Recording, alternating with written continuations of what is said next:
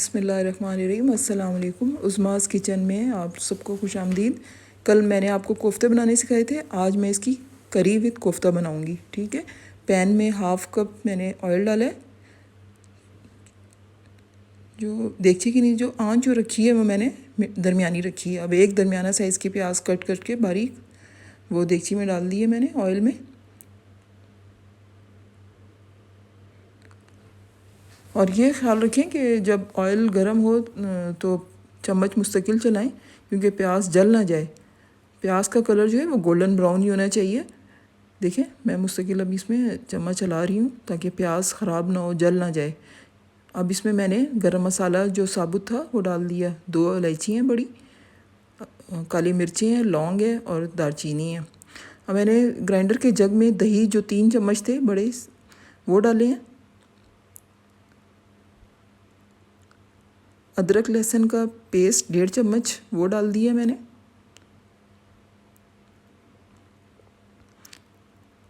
एक दरमियाने साइज़ का टमाटर मैंने कट करके रखा था वो डाल दिया।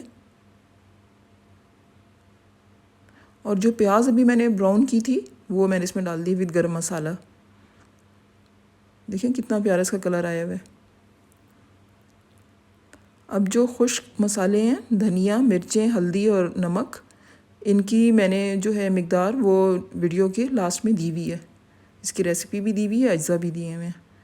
ये चीज़ें आपने डाल देनी है। ये मैं इसलिए सब ग्राइंड करती हूँ कि ये सब एक जान हो जाता है। देखें कितना स्मूथ इसका आया टेक्सचर।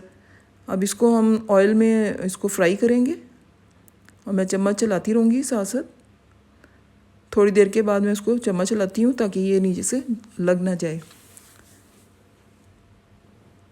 देखें अब ये भुनाई की तरफ चल रहा है काफ़ी। देखें इसका कलर आप चेंज, देखिए कितना प्यारा ये पक रहा है। आंच हमने दरमियानी रखनी है, तेज़ आंच नहीं करनी। कभी भी भुनाई जो है वो तेज़ आंच पे ना करें, मसाला जल जाता है तो उसकी स्मेल बहुत अजीब सी आती है फिर।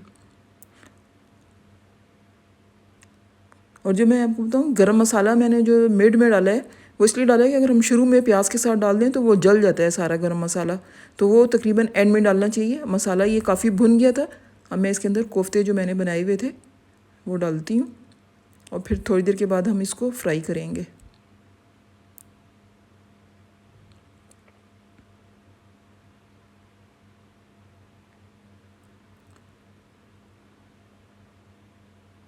देखें फ्राई हो रहे हैं, ये टूटेंगे बिल्कुल भी नहीं, ये गारंटेड बात है इंशाल्लाह। देखें कलर कितना अच्छा आ रहा है। और ऑयल जो है, भुनाई की निशानी यही होती है कि ऑयल ऊपर आ जाए। ये देखें रेड रेड आपको नज़र आ रहा है, ये ऑयल इसका तकरीबन भुनाई हो चुकी है मसाले की। अब मैं कोफ्ते डाल के इसलिए भुनाई करती हूँ कि ताकि और अच्छा इसमें कलर आ जाए। ये देखिए साइडों पे आपको कितना ऑयल नज़र आएगा, ये सब आ गया है।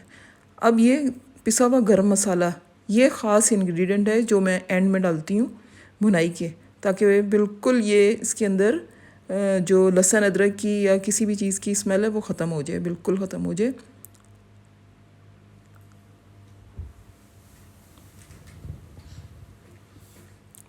देखिए ये भुन रहा है सालन मेरा। अब मैं इसमें हस्बे ज़रूरत जो पानी है वो डाल दूँगी। तकरीबन 2 कप मैं ये पानी डालूँगी, 2 से 2.5 कप, ताकि शोरबा जो है वो अच्छी तरह पक जाए। आप अपनी मर्ज़ी से रख सकती हैं शोरबा। ज़्यादा आपने गाढ़ा रखना है गाढ़ा रख लें, हल्का रखना है हल्का रख लें, जैसे आपके घर में पसंद किया जाता हो। ये देखें बिल्कुल तैयार हैं तकरीबन। और दरमियान में से बार बार आप चम्मच चलाती रहें, ये भी ख्याल रखें। ये देखिए साइडों पे घी कितना अच्छा आया है इसके, ऑयल जो है। अब मैं इसको डिश आउट कर रही हूँ। और बिल्कुल लास्ट इंग्रेडिएंट है एक, वो मैं बिल्कुल लास्ट में डालूँगी। ये देखें मैंने एंड में हरा धनिया डाला है इस पर। मेरे चैनल को लाइक, सब्सक्राइब और शेयर लाजमी करें, कमेंट्स भी दें। आप जब बनाएं रेसिपी तो मुझे कमेंट लाजमी दीजिएगा। उम्मीद है मेरी ये रेसिपी आपको पसंद आएगी। मिलते हैं अगली वीडियो में। अल्लाह हाफिज़।